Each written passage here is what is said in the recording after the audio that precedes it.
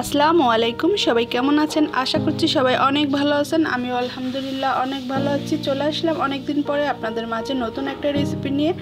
আজকের রেসিপিটি হলো বিরিয়ানি, গরুর মাংসের বিরিয়ানি। তো গরুর মাংস এখানে আমি পরিষ্কার করে ধুয়ে নিয়েছি। এখানে আমি 1 কেজি গরুর মাংস নিয়েছি। তো মাংসটা পরিষ্কার করা হয়ে গেছে। এখন চুলায় কড়াই বসিয়ে দিয়ে দিয়েছি। আর এখন ব্রেস্তাগুলো ভেজে নিব। তেল দিয়ে দিলাম।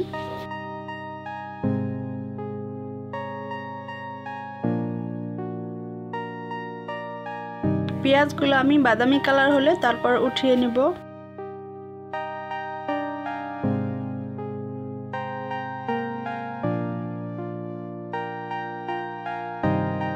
তো পেঁয়াজগুলো এখন আমি উঠিয়ে নিচ্ছি। আর বাকি যে পেঁয়াজগুলো আছে তার ভিতরে মাংসগুলো দিয়ে দিচ্ছি।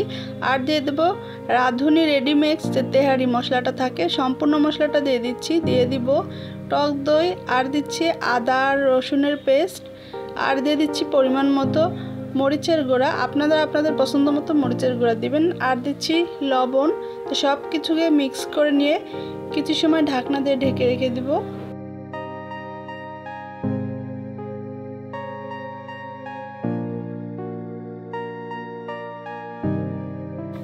তো মাংস থেকে অনেকটা পানি উঠেছে। আর এই পানিতে কিন্তু মাংসটা প্রায় 1/2% সিদ্ধর মতো হয়ে গেছে।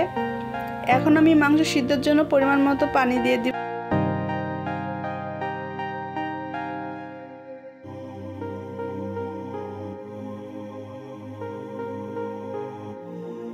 ঢাকনাটা দিয়ে দিলাম। একদম সিদ্ধ হওয়া পর্যন্ত অপেক্ষা করব। আর মাংসতে পানিটাও শুকানো লাগবে।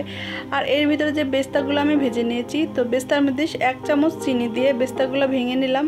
আর এখানে 500 গ্রাম পোলাও চাউল নিয়েছি। চাউলটাকে ভালো করে পানি দিয়ে ধুয়ে পরিষ্কার করে তারপরে রেখে দিব কিছু সময়ের জন্য। চাউলটা যদি আমরা এভাবে ভিজিয়ে রাখি, ভাতটা কিন্তু একটু লম্বা লম্বা হয়, দেখতে অনেক ভালো লাগে। আর এদিকে মাংস থেকে পানিটা অনেক শুকিয়ে গেছে, মাংস প্রায় হয়ে গেছে। এখন আমি মাংসটা নামিয়ে নিব। তো কিছু সময় হয়ে গেছে, চাউলটা ভিজিয়ে রেখেছি। এখন আমি চাউলগুলোকে ছাঁকনির মাধ্যমে ছেঁকে নিব, পানিটা ঝরিয়ে নিব।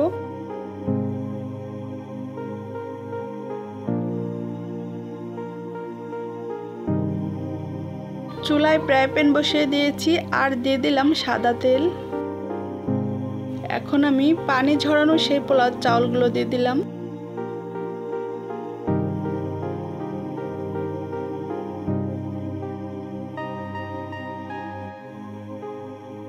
চাউলটা দিয়ে কিছু সময় একটু নেড়ে তারপরে আমি দিয়ে দিব আমি সামান্য একটু আদা আর রসুনের পেস্ট রেখেছিলাম।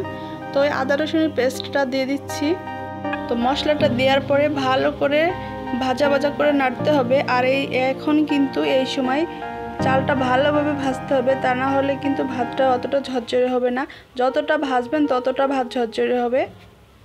আর দিয়ে দিচ্ছি পরিমাণ মতো লবণ, দিয়ে দিলাম লিকুইড দুধ। এখানে আমি 2 কাপ পরিমাণের দুধ নিয়েছি। দুধটা দিয়ে কিছু সময় নেড়ে তারপরে পরিমাণ মতো চাউলটা সিদ্ধ হওয়ার জন্য পানি দিয়ে দিলাম।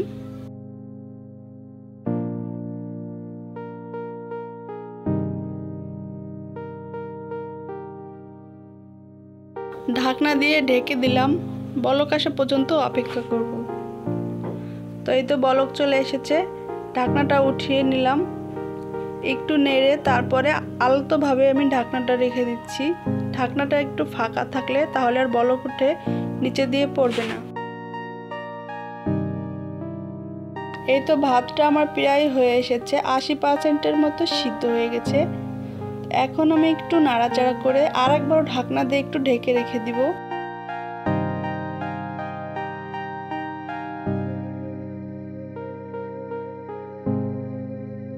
এই সময় জালটা কিন্তু একদম লোতে আছে। ঢাকনা উঠিয়ে আবারও একটু নেড়ে দিচ্ছি। নেড়ে এখন আমি দিয়ে দিচ্ছি পেস্তা আর কিশমিশ, ভেজে রাখা পেস্তা, 4-5টা কাঁচামরিচ, আর দিয়ে দিব 1 চামচের মতো ঘি। এখন আমি সেই মাংসগুলো দিয়ে দিলাম। সব কিছুকে সুন্দরভাবে মিক্স করে নিব। মিক্স করে আমি ঢাকনা দিয়ে আবার ঢেকে রেখে দিব কিছু সময়ের জন্য।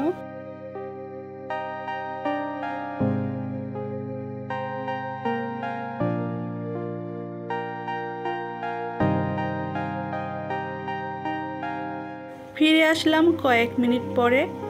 আর এই তো দেখতেই পাচ্ছেন বিরিয়ানিটা কতটা পারফেক্ট হয়েছে আর অনেক ঝরঝরে হয়েছে। তো আপনাদের কেমন লেগেছে এই রেসিপিটা সবাই কমেন্টে জানাবেন। আর এখন আমি একটু প্লেটে উঠিয়ে নিচ্ছি।